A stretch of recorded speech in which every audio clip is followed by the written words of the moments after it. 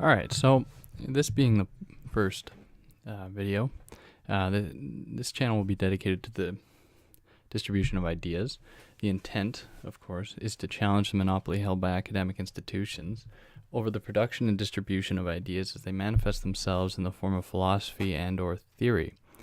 Some key theoretical domains that this channel will explore, but that will not be limited to, will include feminism, gender and queer theory, post-structuralism, structuralism, psychoanalysis, Marxism, posthumanism, rhetoric, epistemology, ontology, phenomenology, and others, because we know that list goes on and on. This podcast, this channel, will be divided into series that will each take on a specific theoretical domain.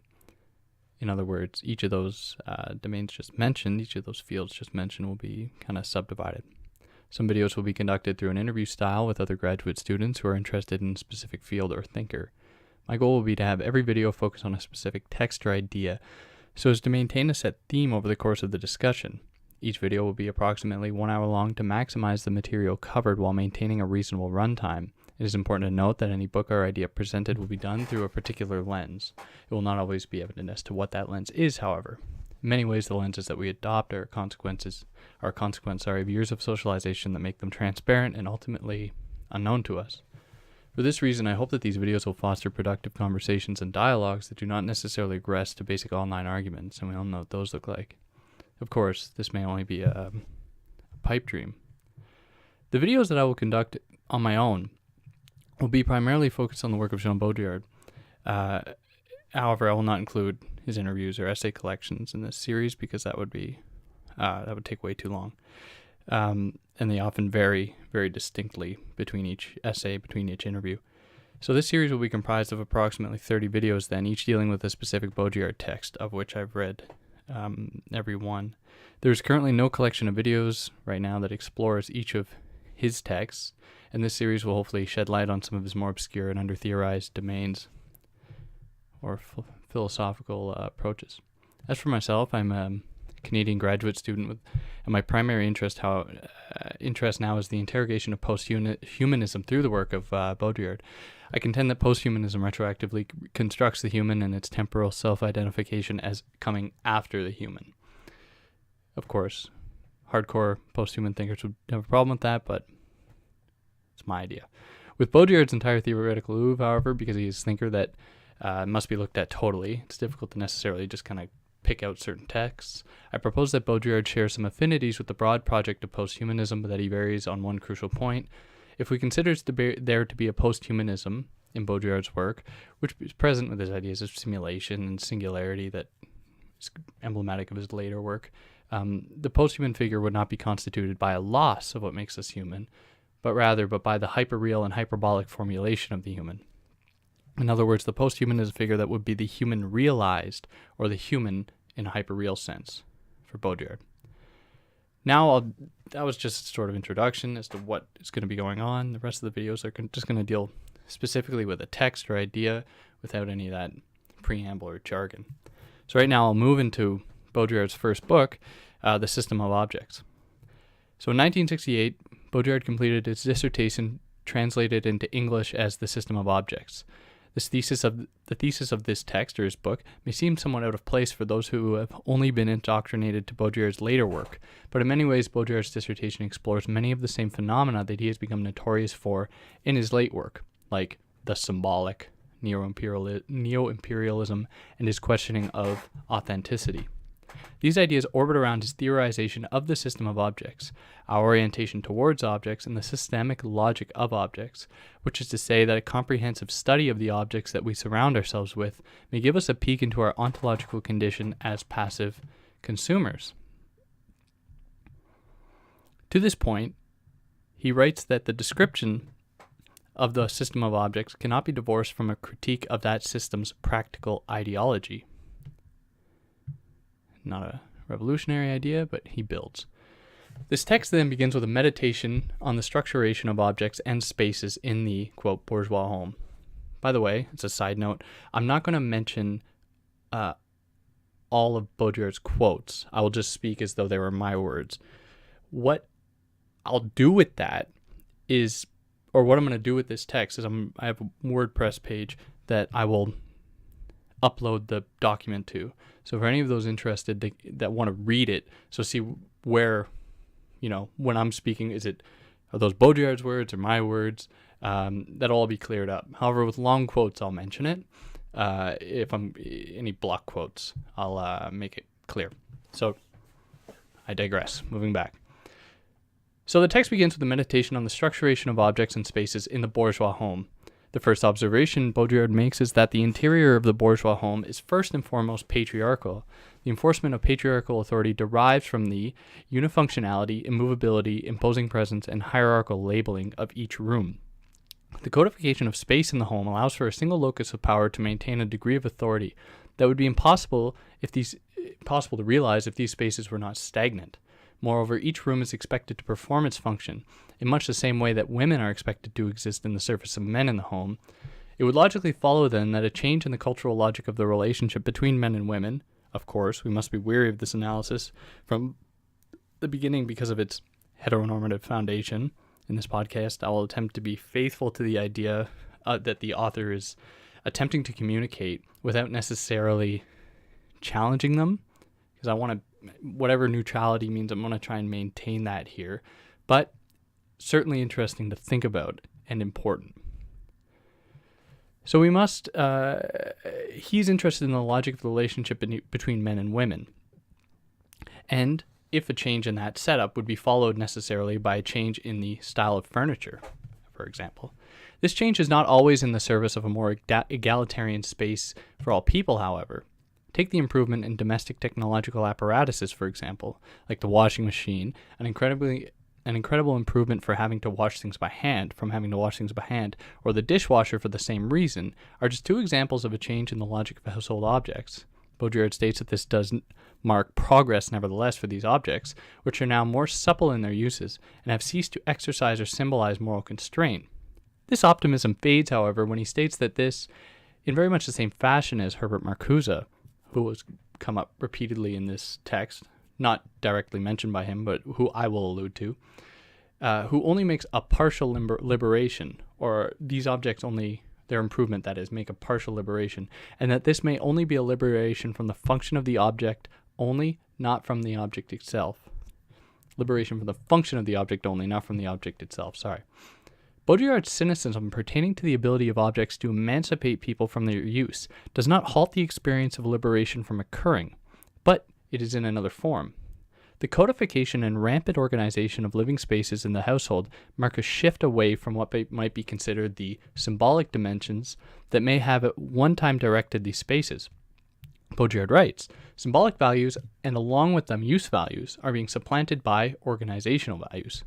These spaces are being effectively liberated from the conditions of the symbolic, which is a term that we will explore more when we get to symbolic exchange and death, where rooms now open into one another. Everything communicates, and space is broken up into angles, diffuse areas, and mobile sectors. Baudrillard expands on this phenomenon by critically evaluating many intricate components: walls and daylight, lighting, mirrors and portraits, and clocks and time, to the living space. Each of these details contribute to the growing organizability and codification of living spaces. For instance, of mirrors, Baudrillard writes that the more there are, the more glorious is the intimacy of the room, albeit more turned in upon itself. Baudrillard then extends this point onto the domain of the clock, which is to time as the mirror is to space. Just as the relationship to the reflected image institutes a closure and a kind of introjection of space, so the clock stands paradoxically for the permanence and introjection of time. The patriarchal configuration of these objects and spaces operates to confirm and perpetuate their respective authoritative position. These spaces are designed in such a way so as to keep them at the patriarch's disposal like a kind of distributed system, and which therefore maintains them for his control all over the roles that they are capable of assuming. This perpetual affirmation between the patriarch and the spaces he conducts is a notion also taken up by Sarah Ahmed, a much later text, in The Cultural Politics of Emotion, a text that we will eventually get to. In short, Ahmed demonstrates parallel to Baudrillard's text that spaces conform to the dominant bodies that navigate them, or, in this case, control them. With this argument, Ahmed confirms the presence of a system of objects that mirrors the same systems of oppression outside of the realm of objects. So the patriarchy doesn't only affect people, but it affects the spaces that those people inhabit. Baudrillard's move to look at humans through the objects that they surround themselves with is a radical move against anthropocentrism, among other things, and human exceptionalism more broadly. Objects for Baudrillard exist in a somewhat phenomenological position, where they are perceived by the humans that order them, and then therefore shape those perceiving humans. Instead of consuming objects, he dominates, controls, and orders them. He discovers himself in the manipulation and tactical equilibration of the system.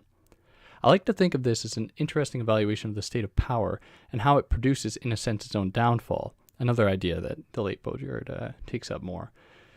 By commanding the space that surrounds him, the patriarch unknowingly diminishes their own potentiation for fluidity or change, confining themselves to the same determined existence of the objects they believe they are superior to.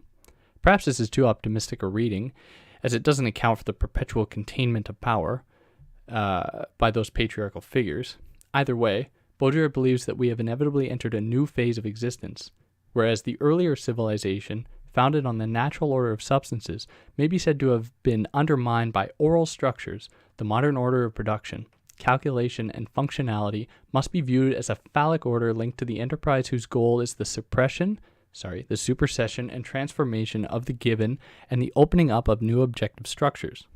Ultimately, the effect of this shift is the transformation of man into a cybernetician, as someone obsessed with the perfect circulation of messages. At this point in Baudrillard's career, right at the beginning, we can see the foundation of his theories of simulation in the media. As a side note, there's a book by the name of The Uncollected Baudrillard, edited by Gary Ganosko, that is a compilation of some of Baudrillard's work prior to '68, so prior to the release of the System of Objects. In this collection, we can see the very roots of Baudrillard's fascination with the media and film, and especially McLuhan's distinction between hot and cool media. I may do a video on that collection at some point. Again, I digress, moving back. With this cybernetician comes a calculated extension of what might be called this post-human body into the living spaces discussed earlier. Baudrillard uses the example of color, where black or gray retains the meaning of distinction of culture, as opposed to the whole range of vulgar colors. As for white, it remains largely preeminent in the organic realm. Bathrooms, kitchens, sheets, linen, anything that is bound up with the body and its extensions has for generations been the domain of white, a surgical, virginal color which distances the body from the dangers of intimacy and tends to neutralize the drives. This point is interesting if we consider a phenomenological approach one more time, where the body and its surrounding space inform and negotiate one another. This would at least provide an explanation for the capacity of what may at one time have been called the natural body. It's a very un-Baudrillardian idea, but it is an interesting one nonetheless, to exist in this artificial space. The function of these colors performs a deeper function alongside the eradication of the drives. By eradicating the drives, these colors affirm the existence of those drives in a perpetual play of difference, where the drives come into being through their very negation, in a sense. If this is the case, we must interrogate the supposed naturality or reality of these drives, which Baudrillard does eloquently when he writes that color was immediately taken back in hand by a system in which nature no longer plays any part except as naturalness, as a mere connotation of nature. Nature is codified and distributed in this cybernetic framework, turning nature into a simulacrum of itself. We accentuate this point by looking at Baudrillard's account of functional warmth, which is a warmth that no longer issues forth from a warm substance, but instead arises from the systematic oscillation or extract synchrony of a perpetual warm and cold, which in reality continually defers any real warm feeling, a warmth characterized precisely by the absence of any source. By calling into question the monopoly held by reality or nature to elicit or induce bodily sensations, Baudrillard is, to some extent, calling into question the privileging of so-called real objects. Objectively, substances are simply what they are. There is no such thing as a true or a false, a natural or an artificial substance. Reality drifts back and forth between the natural and artificial sides of the binary, effectively exercising the diametrical split between the two. Naturality and artificiality mend into one another in a constant play of signification, or to use a characteristically Baudrillardian metaphor, they form something of a Mobius strip. We might characterize this relationship now as a mirroring, where each constitutive element of this binary, when looking back at the other, only sees their own reflection. However, Baudrillard makes clear that glass is one example, and its transparency articulates this logic more effectively than does the mirror. Advertising calls glass the material of the future, a future which we all know will itself be transparent. This statement very much foreshadows much of Baudrillard's later work, i.e. the transparency of evil. Transparency becomes emblematic of the world and the relationship between objects and real subjects in this scheme. In this book, Baudrillard does not demonstrate the importance of this phenomenon as well as he does in his later texts. However, for the sake of this argument, I will suggest that this transparency destroys what he will call later singularity, or the completeness and perfection of any given system, people, or idea at any given time.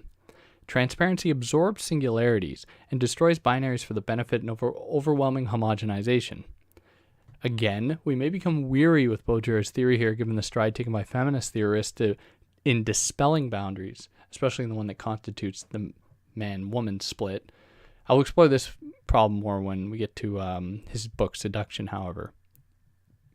Moving back again, glass, the symbol of transparency, is fundamentally to matter as a vacuum is to air, in that it absorbs it, sucks it in.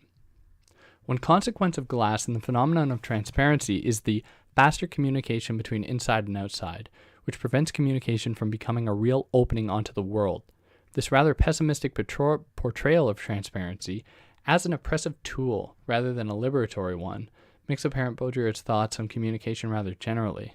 However, we might ask, and this will be a more prominent question with his later work, is this an inevitable contingent of transparency, or of the transparency of communication, that is? The immediate effect of transparency, or the total operativity of the system of objects in conjuring away all the drives, as mentioned earlier, is the nullification of antagonisms in the home setting. For example, seating arrangements in the home have become functional, so as to treat all positions and hence all human relationships as a free synthesis. The body's reduction to comfort and functional operativity has privileged physical presence over mental or emotional presence. He writes, "It is impossible to become angry in such seats, to which the wish is to never be alone, but never to be faced with another person either." Moreover, this systematic technicity calls forth systematic cultural connotation, which is what Baudrillard labels atmosphere. The body gives out under the weight of this cultural connotation through the exorcism and bodily impulses to amplify and maximize the operativity of the system of objects. As a consequence, man's relationship to objects becomes subject to a social dialectic, which is basically that of the forces of production. We have foreclosed what may have been considered the natural side of the human in favor of the human's betterment as a controller over objects. Again, we return to the notion of the cybernetician. If we accept that the cybernetician is an adequate description of the human in this gadget-focused era, then we must call into question the ability for the cybernetician to engage in meaningful activities, whether they be for pecuniary decency, leisure, or otherwise. The relationship between the human and the object are stabilized at this point, resulting in their needing to compete between one over the other to exert a degree of force that demonstrates one or the other's relative superiority. This is because various technical objects tend, independently of man, to become organized by themselves. Unfortunately, this is a competition that humans are destined to lose. The reason for this is somewhat obvious. In the equalization of the human-object relationship, the object has not taken on human traits to the same extent that the human has taken on technical or objective traits. In effect, man has become less rational than his own objects, which now run ahead of him, so to speak, organizing his surroundings and thus appropriating his actions. The implications of this circumvention are tantamount to grasping the corresponding effects. We may speculate on labor, or the domain in which labor ensues, to observe the effects of this phenomenon. To be vulgar Marxist about it, in the case of labor, where there is a continual drive towards the technical operativity of the modes of production, and the smooth distribution of wealth from one capitalist to the other, we cannot ignore the association between labor and how we construct our identities as humans. The development of technical instruments for the realization of these capitalist desires correspondingly results in what I will naively call a development in human operativity. It is important to note, however, that Baudrillard makes clear, in a footnote, that he does not want to romanticize either physical labor or the traditional gestural system. For Baudrillard, this shift constitutes a shift in functionality, where there's no longer an imposition of a real task, but simply the adaptation of one form to another, as of the handle to hand, and the consequent supersession or omission of the actual process of work. As mentioned above, there's very little reciprocation between objects and humans. Humans become more like objects and vice versa, and therefore we may accept Baudrillard's contention that objects have now become more complex than human behavior relative to them. The inclusion of the relative to them is not inconsequential, and I think it plays into my point above as well. It is not as though humans in their full capacity as humans, keep in mind that the term human is slippery, and I use it in quotations here, are subversive to objects, subservient to objects, but that in their proximity to one another, and in the human's drive to dominate those objects, the human has seen their relative submission to the status of object. The system of objects may now be likened to the simulacrum, as the observer's position has become intertwined with the realm of objects, or the subject's position. The distinction between the real and the artificial is effectively blurred at this moment, calling into question the very nature of reality itself. Unfortunately, the only victim of this blurring is the human who is turned into an abstraction. We've come around full circle now and performed something of a classic Baudrillardian reversal, an idea that will come out more in the system in seduction, where the hierarchical split between the human and the object has now become one where the object is appreciated over the human. Now it's no longer the human and the object, but the object and the human. Baudrillard emphasizes this point to make the theoretical leap onto the effect of this reversal on the psyche. He writes, traditional phallic symbolism has fallen apart. On the one hand, this system has become abstract, a simulacrum of power. As we'll see with Baudrillard's later text, the simulacrum is true. In effect, we have become satisfied by the inoffensive naturalness of signs. This point is important as it conforms to Baudrillard's navigation of the psyche as a domain that can be influenced by the influx of signs or signifiers. In other words, the simulacrum, if the sign becomes true, then the a priori or self-evidently true nature of the psyche is called into question.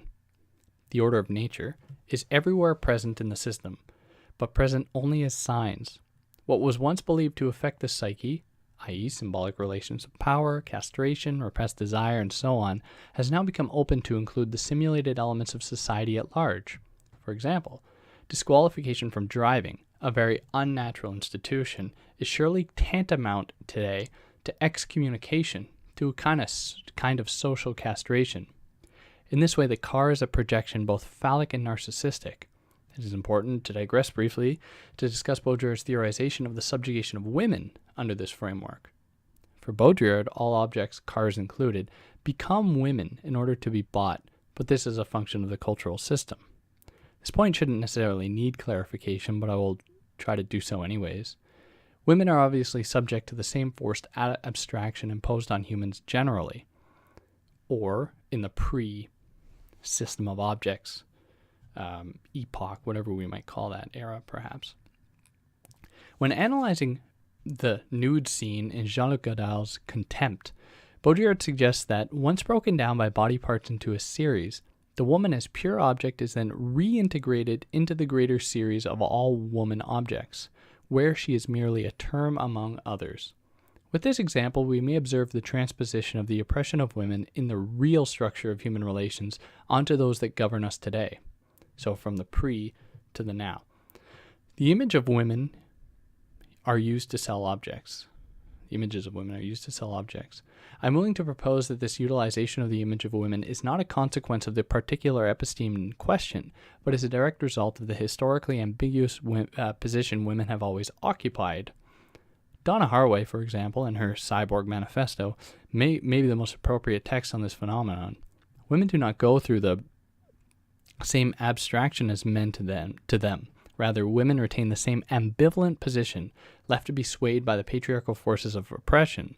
So in a sense, what we are seeing now today, or at the time when Baudrillard was writing this and what he was theorizing, was not so much a new system of oppression onto women, but rather a transposition or an extension of of what has always been around. Of course, not something natural, but a sort of a hegemony that has always been present, or that has been historically present, that is simply extending its logic onto the terrain of today. Does the system represent a totalizing structural characteristic, however? Or are the examples of objects that resist, or are there examples of objects that resist the system? For Baudrillard, the simple answer would be no. However, that does not mean that we do not allocate an emancipatory significance to specific objects. Some of these objects include, but are certainly not limited to, unique, baroque, folkloric, exotic, and antique objects that seem to fall outside the system we have been examining. Ultimately, Baudrillard states that yet, for all their distinctiveness, these objects do play a part in modernity, and this is what gives them a double meaning. The way that these objects play a part as a supposed strategic resistance to the system of objects is through their claims of authenticity. This is particularly true of the antique object that presents itself as a myth of origins. Our obsession with antiques is a product of the erasure of origins and authenticity. We cling to these artifacts not because they actualize the potential for a realization of a fundamental reality or truth, but that because they ultimately simulate that authenticity because the moment of creation cannot be reproduced. Oh my goodness, get some water.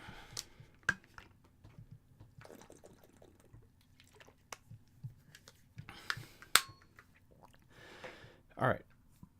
So the antique object represents a regressive dimension because it attests to a relative setback for the system, but nevertheless finds place within that system paradoxically, and paradoxically enables that very system to function. Without the semblance of a past history or some presence of a fundamental reality, simulated or not, the system's mechanisms, humans mostly, would conduct a mutiny of sorts, would conduct a mutiny, organize one, perhaps a better word.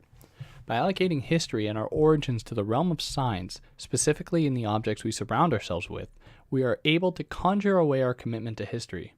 This is just one reason that our technological civilization has rejected the wisdom of the old, but it bows down before the solidity of old things, whose unique value is sealed and certain.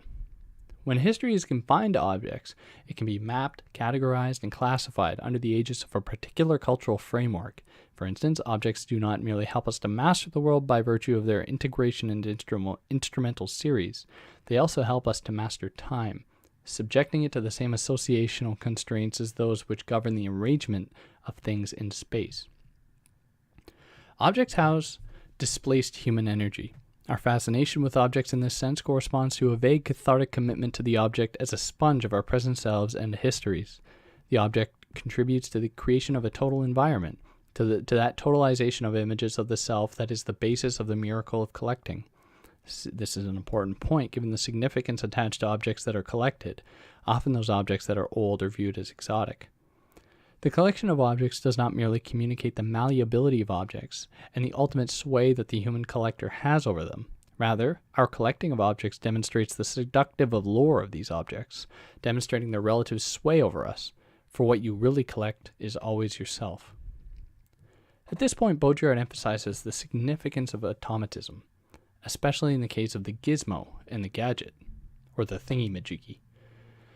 Automatism is simply personalization dreamt in terms of the object.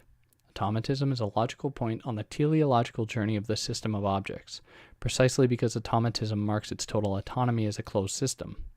Consequently, by automating his objects, instead of striving to structure his practices in a fluid and open-ended manner, reveals in a way what part he himself plays in a technical society.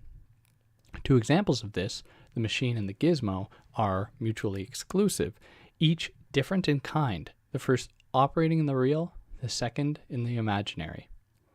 The real and the imaginary synthesize here in the form of the robot, which is a symbolic microcosm of both man and the world, which is to say that it simultaneously replaces both man and the world. The robot is the perfect object that sums up all others. This is not simply because it is a simulacrum of man as a functionally efficient being. Rather, it is because it is not so perfect in this regard to be man's double, and because, for all its humanness, it always remains quite visibly an object. The robot is then frozen in its resemblance to man. The total operativity of the system of objects, and by extension ourselves, leads Baudrillard to make a rather outlandish yet what I think brilliant claim that the fragility of objects is not tragic. Rather, it is the temptation represented by that fragility and that death, or that interests us. This temptation is satisfied in the way when an object fails us. The fact that is that a world without fallibility would imply the definitive resorption of an inevitable fact, or fate, and hence of sexuality. Here again, we may draw the parallels between Baudrillard and Marcuse, the location of an almost primordial sexuality that presents for Baudrillard something of a revival, if only for a moment, of something pre-system of objects, or pre this sort of oppressive schema we find ourselves in today. The system of objects may be understood here as a force that sequesters the basic human drives and principles. Of course, for more on this particular argument, I would recommend Marcuse's One-Dimensional Man, Eros and Civilization, and it's an essay on liberation. And perhaps even just the Frankfurt School is key with this type of stuff, which are each, depending on who you read, somewhat accessible. This will move us into Baudrillard's next section, which I must admit I find increasingly difficult to decipher no matter how many times I read over it. In this section, he explores the relationship between models and series within the system of objects. 13 pages into this section, he writes, "By now the reader should be getting a better feel for the distinction between models and series." Which is not the case. He doesn't make a very good effort to lay out what exactly these things are. However, we'll give it a shot.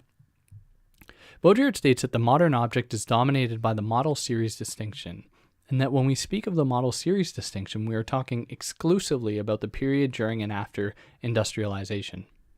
However, Baudrillard takes the time to perform something of a genealogical excavation of the historical location of series and models. In the pre-industrial period, the model was absolute, for it was bound to a transcendent reality. This is because the model was accustomed to the nobility, where it represented high-status living. In contrast to the privileged position of models, the serial object, or the series, was to be found in the broad strata of our society, which is a pretty easy split to think of. This diametrical split between models and series, one that mirrored the broad division of the aristocracy or the nobility and everyone else, spurred simplistic evaluations of the respective positions of these objects respectively held. In response, Baudrillard states that there is a strong temptation to do this, which would inevitably separate series and model completely, so as neatly to assign one to the real and the other to the imaginary. If anything, this analysis of the real and the imaginary presents a rupture in the finality of either one or the other. The model and the series, or their respective analysis and criticism, because of their each's ambiguous location in either reality or the imaginary, subtly disturbs the implicit association of any object with reality, in contrast to any other given object with that of the unreal. In the modern episteme, thanks to mass information and communication systems, we may observe the very real dissipation of the distinction between models and series. Models, having become part of the serial production, are themselves now open to serial distribution. It should be noted, however, that the model-series scheme does not apply evenly to all categories. For instance, it works fine in the realm of clothing, but is much more ambiguous when it comes to the difference between one television set and another, for example. This drives Baudrillard to state that the psychosociological dynamic of model and series does not, therefore, operate at the level of the object's primary function, but merely at the level of a secondary function, at the level of the personalized object. It logically follows, then, that the choice in question is a specious one. To experience it as a freedom is simply to be less sensible of the fact that it is imposed upon us as such. Corresponding in part to the paradox of choice, Baudrillard is drawing our attention to our obsession with objects, not to be conflated with the collection of antique objects as discussed earlier, but the simple accumulation of objects for the purpose of personifying our characters through them. Ultimately, therefore, every object is a model, yet at the same time there are no models. if we consider the effects of industrialization on the model series distinction, in that they both fold into one another in this sort of Mobius strip type illustration. So what we are left with in the end are ever more restricted series based on ever more minute and ever more specific differences. This dissemination of the objects that constitute the model series split spreads their respective ontological positions thin, and if we apply Baudrillard's earlier argument, it would not be inappropriate to assume that simulation operates on these objects in much the same way that it operates on humans. For this reason, it is essential that the model be no more than the idea of the model. In other words, that the image of the model supersedes the real model, whatever real means. An important distinction between the series and the model may be observed, or an important distinction may be observed at the level of their continuity, or consistency more appropriately. In the progression of the model, what counts most is the nuancing of it that makes it distinctive, whereas the serial object is strictly subject to the dictates of production. Our location as consumers falls somewhere in between the exorcised historicity of the model and the contemporaneity of the series. In effect, most people live in a time that is not theirs. We are simply left to be swayed by the objects that surround us. The subject, then, succeeds in manifesting himself only as an object of economic demand.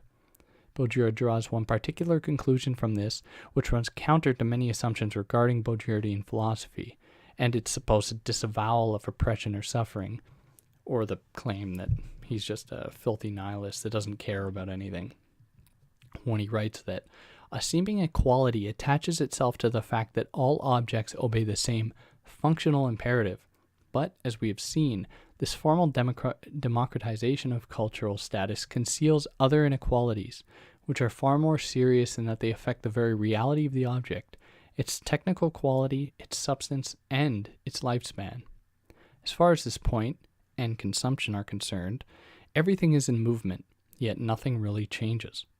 For all its increased productivity, our society does not open the door to one single structural change. In the final sections of the system of objects, or the final sections of this book, deal with the dyad of advertising and credit, and how they inform the central thesis concerning the system of objects. Baudrillard begins by articulating the futurity of credit as that which is conjugated in the future perfect. This is, of course, a play on words that doesn't really neatly translate into English or work in English as it does in French. However, for those interested in the joke or are just interested in French verb conjugation, look into the futur antérieur. So the existence of credit, the perpetual foreclosure of one's present ownership of any given thing, reveals to us a key dimension to our objects. They are here before us, yet they are already a year away, located in that final payment or else in the next model by which they are bound to be replaced, so that, in a sense, their consumption precedes their production. This is a point that will be explored more in Baudrillard's next three books, that is, The Consumer Society for a Critique of the Political Economy of the Sign and The Mirror of Production. However, it does give us an interesting glimpse just here into how Baudrillard attempts to move past Marxism by giving consumption the radical privilege that production once held, which it's just my quick analysis and one that I'll explore more, like I said, in those next three texts. However, we still see the influence of Marxist thought on Baudrillard here when he writes that credit pretends to promote a civilization of modern consumers, at last freed from the constraints of property. Our ability to consume objects at a degree greater than that people have been afforded in the past does not mark any progression in the domain of economics.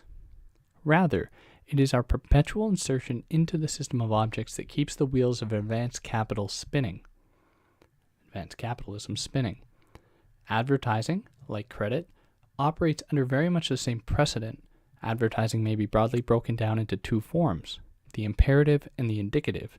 The first complies to the order of propaganda, how we might understand it in totalitarian-type regimes, where it serves a primarily didactic function.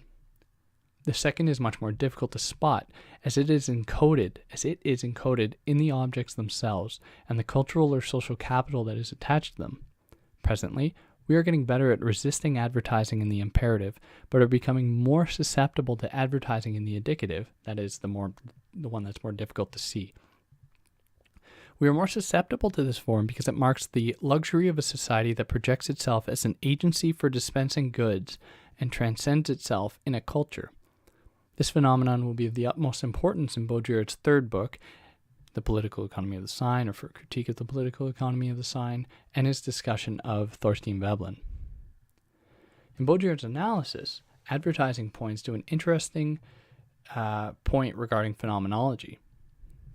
Again, when Baudrillard writes that technological society in its entirety adapts itself to you via the armchair so perfectly matched to your body's contours, this statement poses an interesting dilemma for phenomenology, especially as it is theorized by Sarah Ahmed, because there is something to be feared by the total acclamation of space to individuals. In Baudrillard's thought, that would mark something like an illusory or something of an illusion of our ownership of the world, where, we think of the Fight Club quote, it's not the things you own end up owning you. Just because the objects we have become more comfortable, become more luxurious, or anything like that, does not mean that we are actually engaging in any sort of resistive practice, or that our lives are not simply feeding the same oppressive regime. So in the phenomenological tradition, in my very naive view, there's a mutual relationship between the object and the subject, or between the world and the observer. In other words, the object and the subject inform one another. In Baudrillard's account, we are seeing the dissipation of the subject in favor of the object, where the subject is by becoming one with the world in a sense, through the commodities that we consume, the objects that we consume. We are seeing the loss of that kind of radical distance between the object and the observer. Effectively, then, the purported universality of phenomenology, as theorized by Husserl, comes under fire. I emphasize this point because Baudrillard's allusion to the armchair is one that Ahmed almost takes up exactly in her phenomenological account, which we will explore when we get to their work. So advertising places society on display, and then, in effect, consumes its own image. Advertising works on the level of the dream, which defines and redirects an imaginary potentiality. Advertising should not be understood as a regression, however, even if Baudrillard states that it now performs the same function as once upon a time performed by feasts, because advertising is wholly new. Moreover, it depends on the solidification of any given cultural apparatus. Even if that framework is destined to change, as they always do, it will always be grounded, even for just a moment, in the spectacle of advertising. Advertising can only ever refer to objects, then, in a world that is absent, or in a world that becomes absent through its perpetual solidification as an image in the sphere of the media. And, as any faithful Baudrillardian thinker would say, the image always refers only to other images. Baudrillard then points to the sinister side of the equation where objects, in the most tyrannical fashion, define categories of people. This is the real function of these advertising systems, and what is more, they only ever liberate fantasies that serve to inhibit our unconscious drives.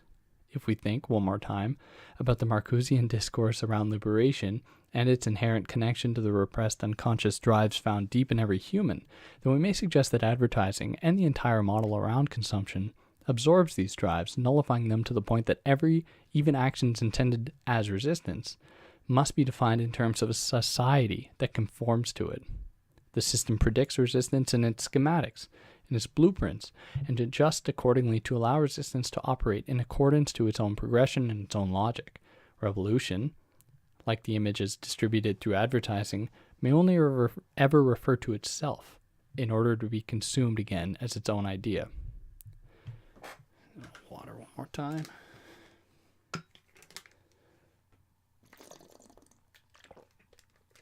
I spent my morning hanging curtain rods.